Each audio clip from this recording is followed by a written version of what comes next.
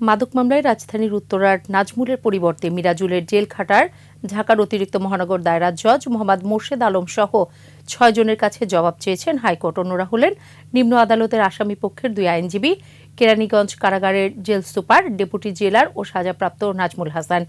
বিচারপতি মোহাম্মদ আশরাফুল কামালের দ্বৈত বেঞ্চ তাদেরকে ৭ দিনের মধ্যে লিখিত জবাব দেওয়ার আদেশ দেন। শুনানিতে রিটকারী আইনজীবী বলেন, উত্তরার যুবলীগ নেতা নাজমুল হাসানের মাদক মামলায় ৭ বছরের কারাদণ্ড হলেও টাকার বিনিময়ে জেল খাটছেন মিরাজুল। এ ধরনের ঘটনা প্রায় ঘটায় আদালতের ভাবমূর্তি নষ্ট হচ্ছে। আদালত নির্দেশনা দিয়েছেন কয়েকটি, সেই নির্দেশনার মধ্যে অন্যতম হলো যে বিচারকের কাছে এই আসামি অর্থাৎ ফলস আসামি যে সারেন্ডার করেছিল তাকে ব্যাখ্যা দিতে বলছে আদালতকে যে সে কিভাবে তার সারেন্ডারের সময় এই আসামি নাজমুল কিনা সেটি নিশ্চিত কিভাবে হয়েছেন সেই ব্যাপারে ব্যাখ্যা দিতে বলেছেন।